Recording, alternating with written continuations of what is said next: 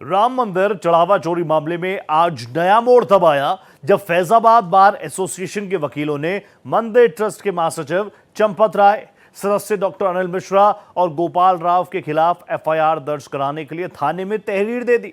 जबकि चंपत राय ने कहा है कि अयोध्या में मेरी सेवा हो चुकी है, मंदिर भी बन गया है, लेकिन मैं अपने ऊपर कलंक लेकर अयोध्या से नहीं जाऊंगा। सवाल उठ रहा है कि क्या चंपत राय का इस्तीफा मंजूर होगा या ट्रस्ट के नियम उन्हें बचा ले जाएंगे।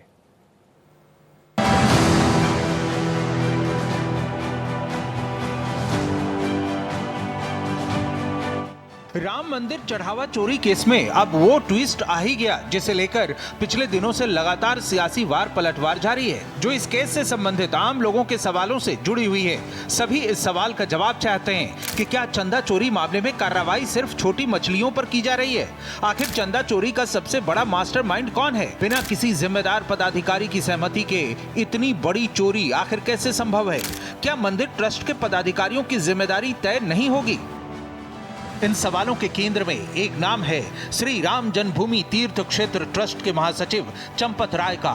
वो चंपत राय जो राम मंदिर आंदोलन के सबसे मुखर सारथी रहे, वो चंपत राय जो रामलला की प्राण प्रतिष्ठा के मुख्य सूत्रधार रहे, लेकिन आज वो खुद विवादों के सबसे बड़े चक्रव्यूह में घिर चुके हैं। संदेह के सवालों से चंपत राय इसलिए घिरे क्योंकि चंदा चोरी मामला आधिकारिक तौर पर सामने आने के लगभग 20 दिनों बाद उन्होंने अपने पद से इस्तीफे की पेशकश की।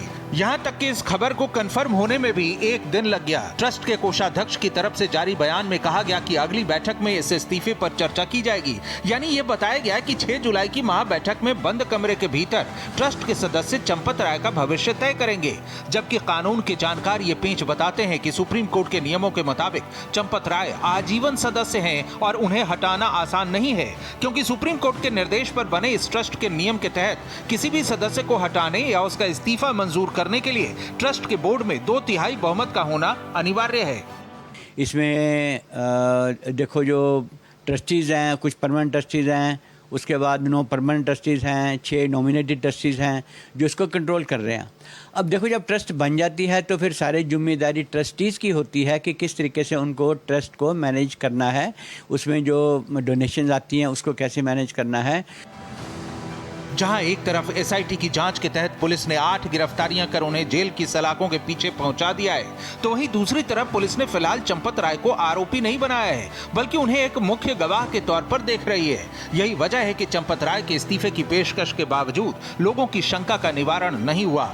इस इस्तीफे को महज एक औपचारिक दांव मानने वाले लोगों में चंपत राय पर कोई एक्शन होने को लेकर संदेह जारी है। इस संदेह को आवाज दी चंदा चोरी मामले पर मुखर रहे फैजाबाद बार एसोसिएशन के वकीलों ने। शुक्रवार को वकीलों ने पुलिस बैरिकेड्स तोड़कर श्री राम जन्मभूमि थाने की तरफ मार्च किया और जय श्री राम के नारे लगाते हुए इन अधिकारियों को भी मामले में आरोपी बनाने की मांग की। वकीलों ने ट्रस्ट के महासचिव चंपत राय, सदस्य डॉक्टर अनिल मिश्रा और गोपाल राव के खिलाफ एफआईआर दर्ज कराने के लिए थाने में तहरीर दी है। बताया गया है कि पुलिस ने उनकी शिकायत की रिसीविंग भी दी है। एफआईआर वो दर्ज करेंगे कह रहे हैं। 3 लोग पहले से हैं, एक जो कंप्लेनेंट रहे हैं उनके उस मुकदमे के कॉन्स्पिरेसी के तहत किया गया है, इसलिए और माल भी वहीं से बरामद हुआ है, इसलिए हमारे मुकदमे में वो भी मुलजिम है। पुलिस ने उसके रिसीव किया है, टाइम डाला है, मोहर लगाई है और थाने में जीडी उन्होंने दर्ज किया है। अब जाकर के वो अभी दर्ज करके कॉपी देने का उन्होंने आश्वासन दिया है, अभी दर्ज नहीं हुआ है। उधर खबर है कि एसआईटी की पूछताछ में चंपत राय ने चंदा चोरी में अपनी किसी भी संलिप्तता से साफ इनकार किया है। उन्होंने कहा कि जिनके ऊपर उन्होंने भरोसा किया उन्होंने ही धोखा दिया, जबकि चोरी पकड़ने के लिए खुद उन्होंने हिडन कैमरे लगवाए थे। सूत्रों के मुताबिक उन्होंने एसआईटी के सामने ये माना है कि उनसे समय पर जांच न करवा पाने की चूक या गलती हुई है। जबकि चंपत राय ने अपने करीबियों से कहा है कि अयोध्या में उनकी सेवा पूरी हुई, वो अपने ऊपर दाग लेकर काम नहीं करेंगे। नैतिक जिम्मेदारी लेते हुए चंपत राय के साथ ही अनिल मिश्रा ने भी पहले ही अपने पदों से इस्तीफा दे दिया है। वहीं इस मामले में जेल में बंद आरोपी लवकुश मिश्रा के पॉश इलाके में बन रहे घर को लेकर लगातार सवाल उठ रहे हैं। अब अयोध्या विकास प्राधिकरण ने लवकुश मिश्रा की पत्नी सुप्रिया मिश्रा को नोटिस थमाया है, जिनके नाम पर जमीन है। तो अगर निर्माण नहीं पाया जाता नक्शे के मुताबिक अथवा जिसका नक्शा पास नहीं होता है, उनको नोटिस इशू करी जाती है उसी क्रम में एक notice Supriya Mishra wife of Lokush Mishra उनको इशू की गई है।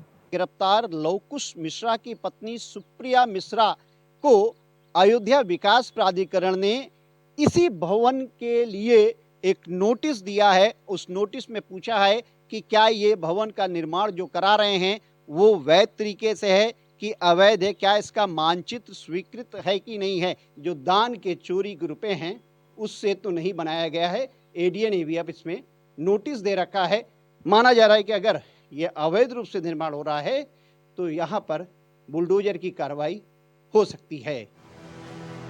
बार एसोसिएशन ने इससे पहले ही ऐलान किया था कि अयोध्या का कोई भी वकील इस चंदा चोरी के गिरफ्तार आरोपियों का केस नहीं लड़ेगा। इधर इस मुद्दे पर सीएम योगी की तरफ से दिए गए सख्त कार्रवाई के भरोसे पर सियासत जारी है।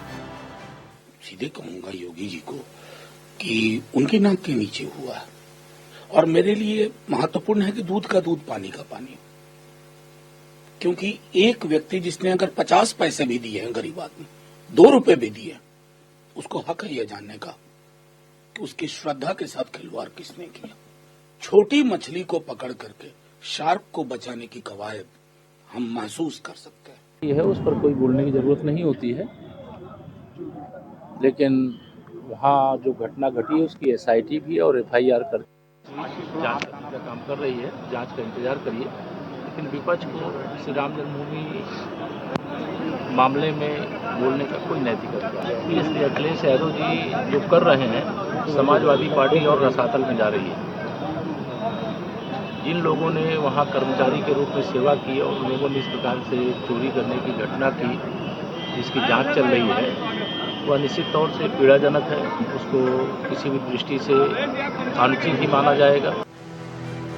यूपी सरकार ने एसआईटी जांच की समय सीमा को 15 दिनों के लिए और बढ़ा दिया है, जो बताता है कि मंदिर के भीतर चढ़ावे को लेकर एक बड़ी वित्तीय गड़बड़ी तो हुई है, लेकिन इसमें चंपत राय की भूमिका सीधे तौर पर गबन की थी या केवल प्रशासनिक लापरवाही की, ये कानूनी जांच और सबूतों के बाद ही तय होगा। अयोध्या से संवाददाता मनमीत गुप्ता के साथ ब्यूरो रिपोर्ट, भारत एक्सप्रेस।